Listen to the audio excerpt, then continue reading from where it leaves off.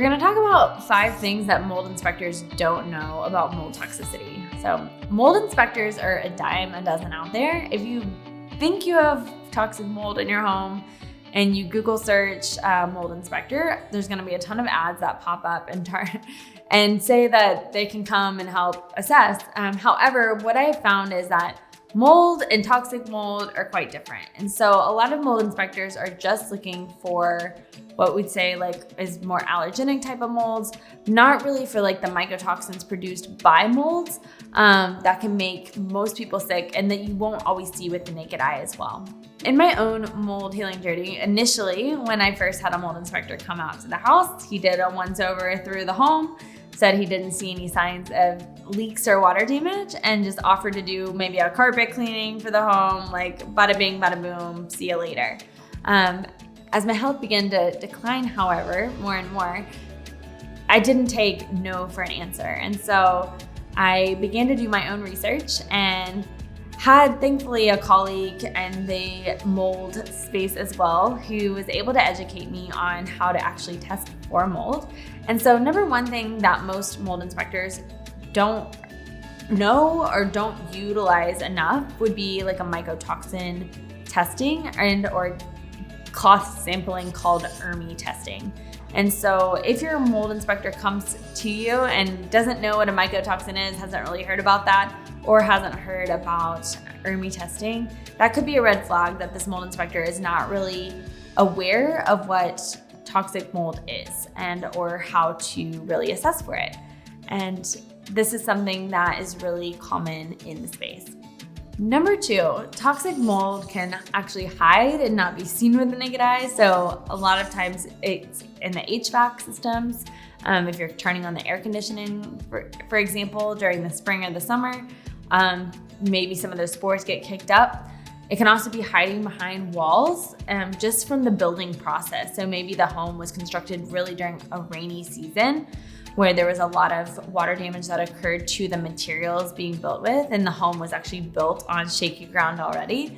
And so these are just some examples of ways that mold can hide and not be seen with the naked eye and or be really detected by an inspector or by most general inspectors. I've heard multiple stories of folks finding that they were reactive to their environment. They didn't really know what was going on, but then when they ripped the wall out or the flooring up, they found the root of the problem. And so that is a very individualized triage of the home, as well as working with a really great mold literate inspector and our environmental specialist who really understands that mold is not necessarily just gonna be seen with the naked eye and or detected in an air sample. Number 3, you can't clean toxic mold with bleach. Do not rely on Google for that one for sure. So bleach will actually facilitate in the spread of mycotoxins or the toxic spores from mold rather than take away. And this is a huge mistake or red flag that I see individuals make in their own home and or some inspectors actually suggest to folks that have mold in their environment. Number 4 thing that most inspectors don't know about toxic mold is that most porous items are affected by toxic mold if it has been a systemic problem in your house. So when I say porous items, I'm talking about things like furniture, upholstery, clothing, books, papers, woods, etc. That really would soak up the residents of the mycotoxin spores. And so a big part of my mold healing journey was not only just getting out of the toxic home, but also not taking a lot of my cross-contaminating things with me that had been part of that environment as well. My things just made me sicker in the long run.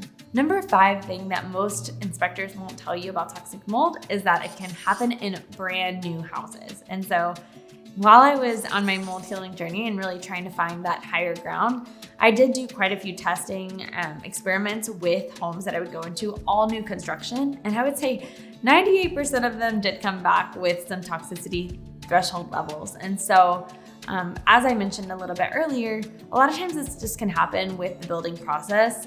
Homes can get put up really fast nowadays, and or if the elements outside, say like rain, and flooding are present or happen during the building process, which it is gonna happen, but if materials are not properly contained and or covered, stored, or just really the process is kind of loosey-goosey, that can really affect the quality of the home as well as the mold and or mycotoxin levels that are present in the home as well. So here's a few questions that you can ask a mold inspector if you're thinking about hiring one. Number one, can mold be a toxic health issue? Yes, it can. What types of testing do you do? You don't just want air sampling. Ideally, you want ERMI or dust sampling as well. Have you heard of mycotoxins before? How do you check for them? Just test their knowledge. What's your mold inspection process like? You want them to say they take pictures and that they send the samples to a lab to be verified. You don't want immediate results. Also, full mold inspections should be followed up with a verbal and written report. Lastly, do you also offer mold remediation and cleaning services? You want them to say no. It's a conflict of interest if they do. Detoxing from mold and hiring a mold inspector can feel like the wild, wild west, which is why working with a practitioner that really gets mold can be very helpful in the journey, not only from a detox perspective for your body and healing, but also from an environmental perspective. Contact my clinic at myfunctionalmedicine.com, and we're happy to support you in the whole journey.